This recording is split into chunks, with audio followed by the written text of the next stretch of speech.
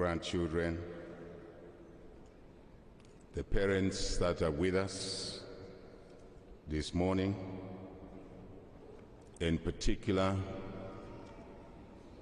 Edith Nawaki, Bajembele, Vaina Jeff Hambulo, our parents. These are our parents, all of us. Let me acknowledge also my brother of a long time, Mr. Clement Mugala, is part of the family, bereaved family, and indeed, if I may simply say, the Siwakwi and Hambulo families. May I acknowledge the Royal Highnesses that may be amidst us here today. Let me acknowledge Chief Justice, Representative, Speaker of the National Assembly, Representative, my colleagues, Cabinet colleagues, those that are serving now, and those that served our country before our time. And that includes our sister lying here in that respect. Let me also acknowledge the Secretary to the Cabinet, service chiefs, our church leaders, who always are there to calm the situation down. And that's a fundamental great role they've been playing in this particular building. Many of us remember in 1989, 1990, it was this church that brought the nation together through the leaders, our leaders of the church. We do acknowledge your role, your great role. May I acknowledge members of our UPND, the party, the alliance partners. Let me acknowledge Mr. Chifumu Banda, Deputy President of the FDD. Indeed, my colleagues in the opposition, all of you, we acknowledge your presence here today. I think this is the way it should be when we have a common problem or challenge. Let me acknowledge members of parliament, mayor, members of parliament, councillors, other leaders. I do believe that we have members of the diplomatic corps here with us, and indeed all our former leaders. Our sister had a long political career, and she interacted with a lot of leaders, political leaders, civic leaders, and we acknowledge all of you. If I may say, just fellow mourners, and I want to extend gratitude to the media who are always here to cover incidences, situations like this without tiring. We appreciate your role in our community and beyond our community. It's my duty on behalf of our government, on behalf, constitutionally, the people of Zambia, to offer our sincere condolences to the Siwakwi Hambulo families for the loss of our sister, Madam Edith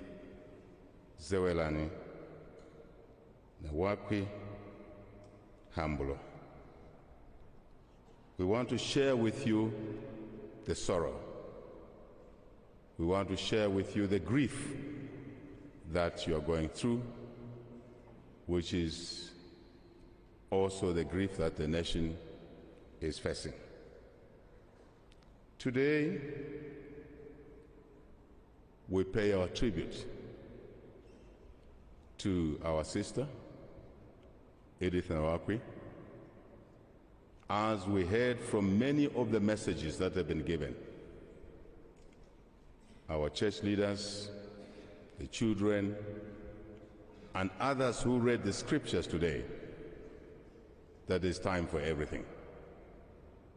Time to be born for her in Mwenzo Mission, in Nakonde.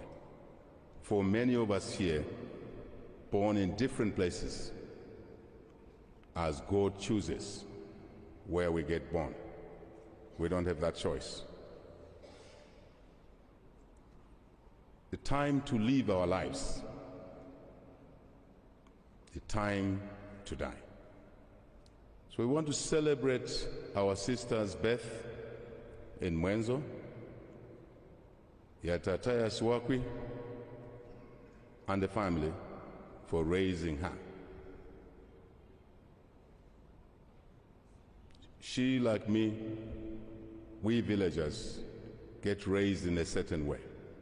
We appreciate the role that the parents play to raise the children of Zambia. All of the children of Zambia, across the 10 provinces, 116 districts, and truly 156 constituencies. All citizens of Zambia, equal citizens of Zambia.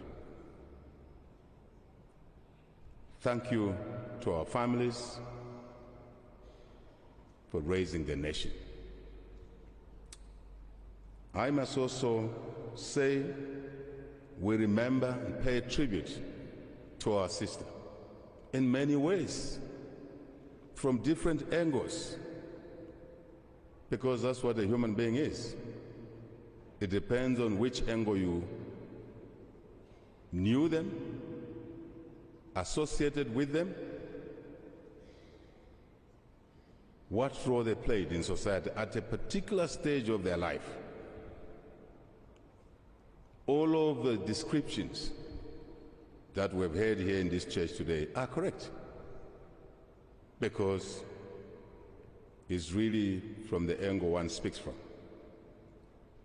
But let me take the duty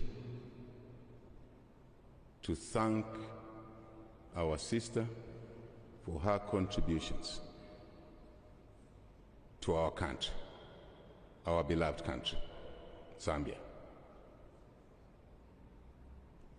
As a professional at energy, we've heard her role, her contributions. As a public servant, elected public servant, as a member of parliament for Nakonde, for Munali, as a minister in our government, that time, government of the MMD, post the 1991 elections, in energy, agriculture, finance, labor. We've heard it already. So I want to thank her for the role she played in moving our country to the next level. For us who are in leadership today to have inherited a country in a multi-party situation from a one-party state dispensation.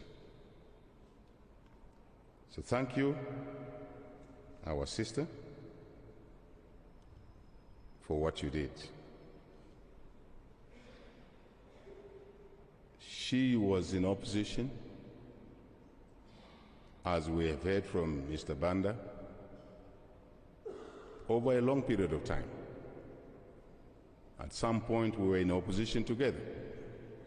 Actually, at one point, we had an alliance called UDA, which consisted of 3 political parties: UNIP, FDD, and UPND. So we interacted there. But for all of that, we appreciate her contributions. Let me move quickly. Now she's not with us. She's gone. And we heard from those who read the scriptures that none of us have the power to determine, to choose when we go. Only God has that power. When we die, only He knows. How we die, only He knows. Absolutely. And because death is a mystery beyond us humans, we cannot decide how God wants us to go.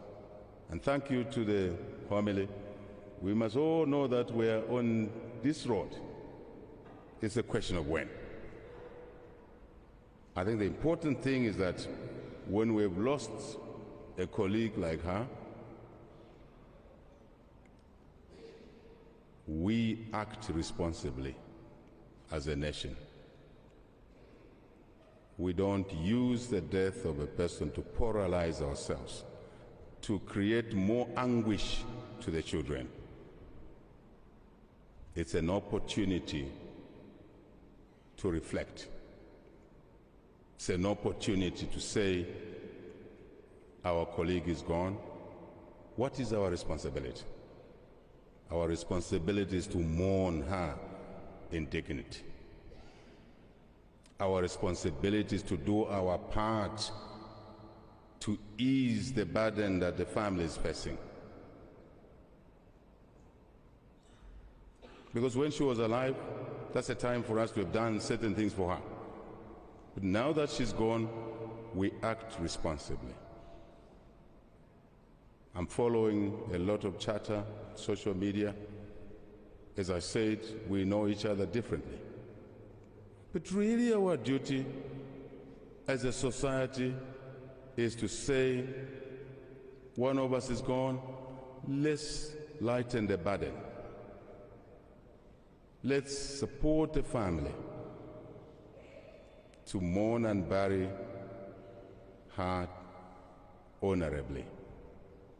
It's not a time to engage in a sluggish march, exorcise each other. No, I don't agree with that. I don't believe that's the way we provide leadership. Is to say to the family, how do you move on now?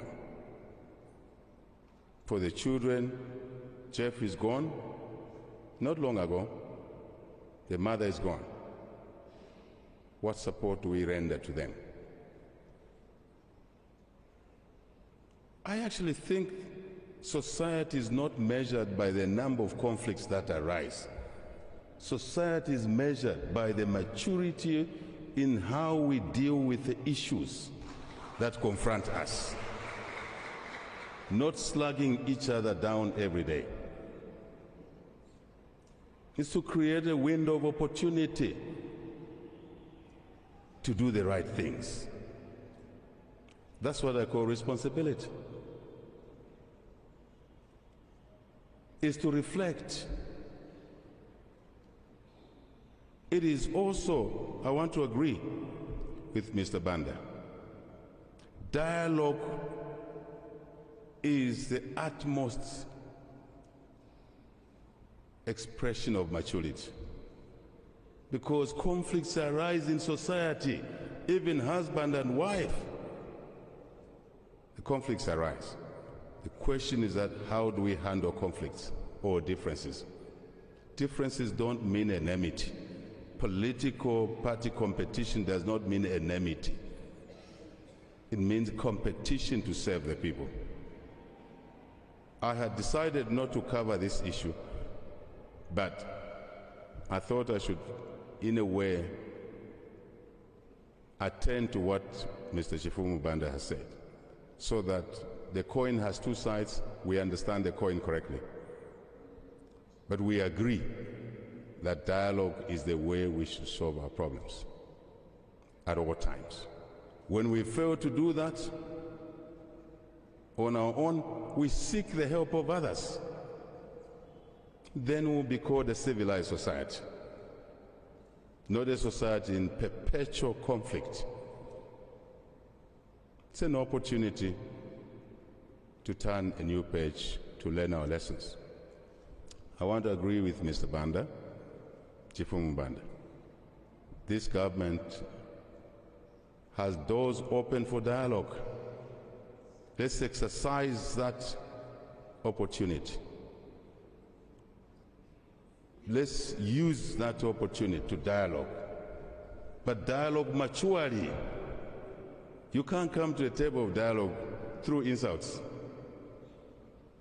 It's not possible. So I want to use this opportunity to respect our sister, all of us, to honor her. And after the funeral, I think we should reach out to each other to dialogue.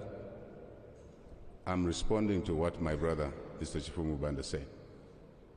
But for now, let's mourn our sister in dignity. Let's do what civilized people do. Let's offer warmth to the children, grandchildren, and to the old parents. 100 years. I hear Siwaku is 100 years. Yatatayas what? 100 years. And in Ahambulo, she's not young as well. I want to close by once more to offer our sincere condolences to the family, and that we would like to remain engaged. I said to Clement, let's remain engaged. The funeral in our customs do not end on the burial day. The funeral continues, and different things need to be attended to. So let's keep our contact and do what is honorable for us to do. I want to thank the people of Zambia for keeping our country together, even in difficult times, especially last year when we had the worst drought in living memory. Our people remained calm. And it's our duty to thank them. It's also our duty to act correctly so that when the next drought comes, we will still be in a position to have learned our lessons to do what is right for our people. Otherwise, I thank the family for allowing me to speak here. Truly, I mean that. And the church for hosting us. God bless us all. Thank you.